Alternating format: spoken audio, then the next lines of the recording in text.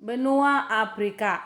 Ya, sekarang kita akan mempelajari materi kita dalam pembelajaran IPS terpadu itu ya. Jadi selamat siang anak-anak ibu semuanya. Kita akan belajar benua Afrika. Geografi Afrika. Ya. Benua Afrika merupakan benua ketiga terbesar di Asia setelah Amerika dengan Asia, bentuk masif, jarang teluk-teluknya dan tanjungnya. Menurut geografis, benua Afrika tadinya terletak di dalam laut dan kemudian timbul sehingga terjadi retakan yang memanjang dari utara ke selatan. Ini disebut dengan Great Rift Valley.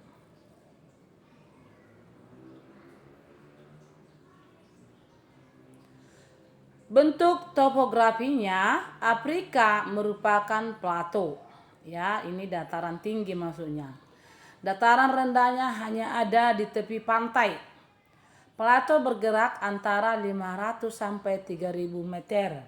Wilayah Afrika Barat itu tergolong adalah plato rendah, sedangkan wilayah Afrika Timur ini masuklah kategori plato tinggi.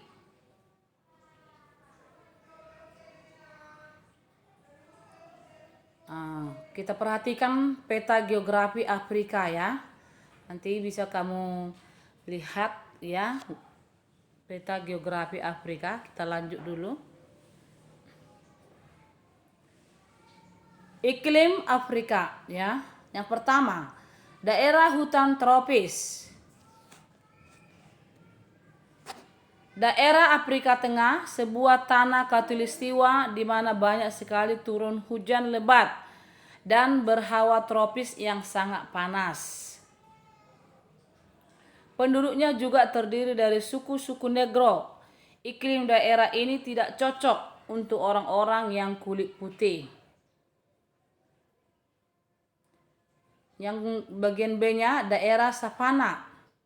Daerah-daerah di sebelah selatan daerah gurun pasir terbentang luas dari Cape Verde hingga Sudan. Daerah ini penuh dengan padang rumput, hutan-hutan dan sungai-sungai. Penduduknya padat, terdiri atas orang-orang Negro.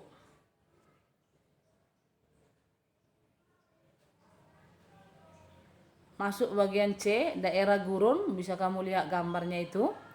Daerah-daerah yang terletak di sebelah selatan yang berupa padang pasir yang sangat luas, misalnya Gunung Pasir Sahara, Libya, dan Nubia, penduduknya merupakan campuran antara orang Arab, Berber, dan orang Negro Sudan. D. Daerah subtropis. Daerah-daerah yang terletak di pantai utara dengan iklim sedang. Penduduknya terdiri atas orang-orang Arab dan Berber atau campuran dari dua bangsa tersebut. Iklimnya yang sedang serta keadaan tanahnya yang subur sangat menarik perhatian bangsa-bangsa barat untuk menguasainya.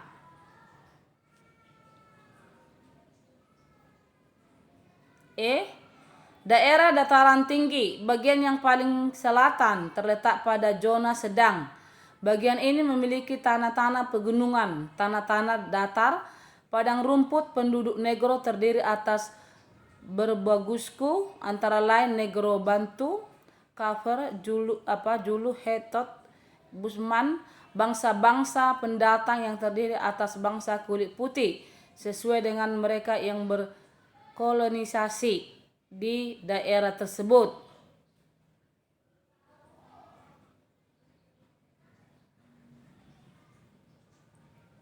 Penduduk Afrika berdasarkan telaah pada ahli antara lain Charles Gilbert Slingman, bentuk Afrika yang biasanya disebut benua hitam, Black Continent atau Dark Continent, ternyata tidak selamanya berkulit hitam.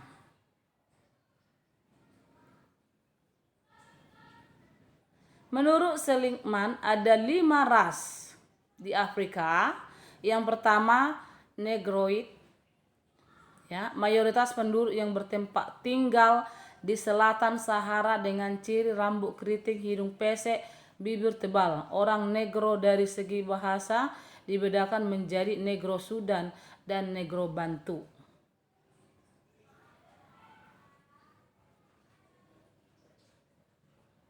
Yang B, Bushmonia, kulit agak cenderung ke kuning-kuningan. Mereka ada di Afrika Timur dan Afrika Selatan karena terdesak oleh orang-orang Negro dan lainnya. Mereka tinggal di Kalahara dan pedalaman Afrika Timur.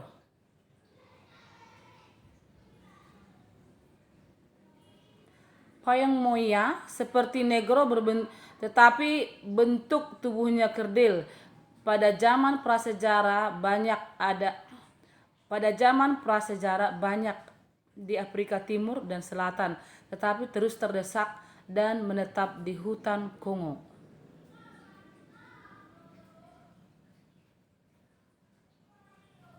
D, Mongolia, ciri-cirinya mirip dengan orang-orang Asia. Mereka semula menetap di pantai Afrika Timur, tetapi terdesak dan tinggal di Pulau Madagaskar. E, Kaukasoia, kulit putih, hidung mancung, rambut ikal, tinggi sedang. Mereka adalah orang-orang yang menetap di sebelah utara Sahara, termasuk orang-orang Arab.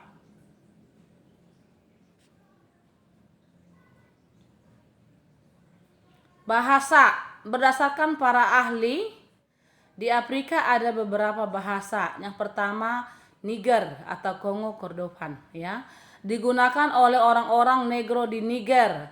Oleh karena itu ada orang Sudan dan Negro Bantu akibat beda bahasa di timur, bahasa Bantu di barat, bahasa Sudan. B, Afro-Asiatik,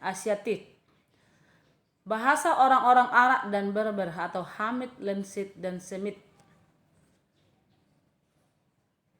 Melayu Polinesia, digunakan di Madagaskar. D, Khoisan, orang-orang Bushman, orang-orang San. Mereka hidup dengan Negro yaitu Huguenot atau orang Khoi. Indo-German, di bawah koloni-koloni seperti Prancis, Inggris, Jerman, dan Italia.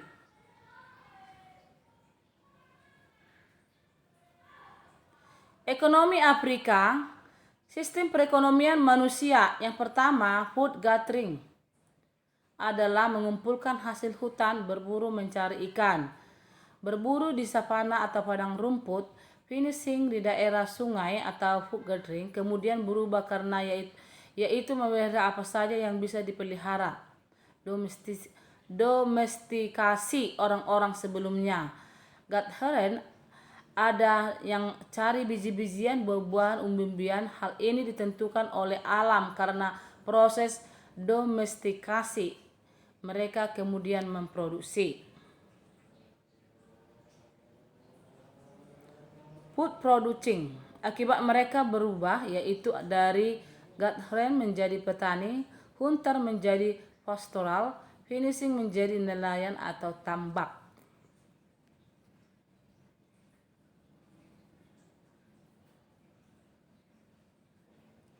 Industri terjadi setelah revolusi industri, mengolah tanah di Afrika umumnya dengan HOE atau cangkul, ya, dengan teknik Hoe is bursting cultivation, artinya cangkul dengan sistem terbang bakar dari sistem cultivation. Cara bertani yaitu menebang pohon dan membakar lalu ditanami, ya, menghasilkan menggunakan atau setting dan cultivation. Sistem ladang berpindah akibat orang Afrika benar-benar terikat pada tanah dan kesuburan atau tribal.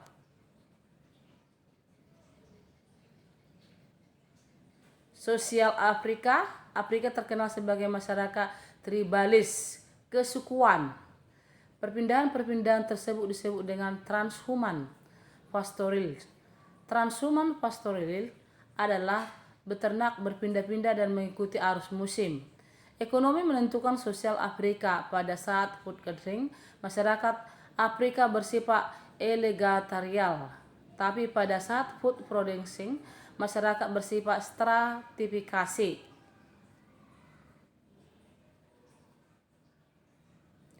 Egalitarian artinya masyarakat di mana semua anggota masyarakat punya hak dan kewajiban yang sama, sebab ekonomi food gathering yang punya hak dan kewajiban yang sama. Stratifikasi artinya masyarakat terbagi dalam kelompok-kelompok. Hal ini disebabkan oleh ekonomi food producing, di mana ada pembagian kerja karena kehidupan masyarakat sudah kompleks sesuai dengan kedudukannya.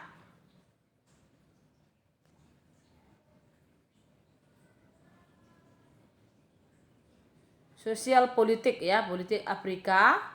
Politik Afrika adalah stateless untuk egalitarian yang tidak perlu pemerintahan. Untuk stratifikasi politiknya adalah state formation, perlu pemerintahan. Politik menentukan kultur Afrika, masyarakat egalitarian, budaya statis, tidak berhubungan dengan masyarakat lain atau terisolasi. Masyarakat stand formation, budayanya dinamis, berhubung dengan orang lain. Kultur menentukan religi, orang-orang statis agamanya tradisional, orang dinamis beragama Islam dan Kristen. Budaya Afrika, prasejarah dan statis berlangsung sangat lama, kemudian tumbuh dan berkembang, dan pada awal abad Masehi mereka sudah dinamis. Untuk wilayah-wilayah tersebut pada zaman prasejarah ada yang berlangsung sebelum Masehi, seperti Mesir 4721 sebelum Masehi. Tapi dewasa ini masyarakat kecil yang hidup seperti zaman prasejarah. Mereka adalah orang-orang Bushmahoid di Afrika Selatan, orang-orang Romoid di lembah Sungai Kongo. Mereka disebut orang-orang Khoisan. Agama Afrika, agama Mesir kuno berpengaruh pada bidang politik, sosial, budaya. Seperti suku punya dewa dan ketika jadi negara, maka dewanya digabung sehingga menjadi politisme. Hubungan Mesir dengan lembah Mesopotamia sangat erat dan tidak bisa dipisahkan. Ada patriarkian, bulan sabit yang subur, baik dari agama, sosial, budaya maupun tulisan. Sampai di sini dulu anak-anak ibu ya. Terima kasih. Lain kali kita sambung dalam pertemuan berikutnya. Selamat pagi semuanya. Salam sejahtera untuk kita.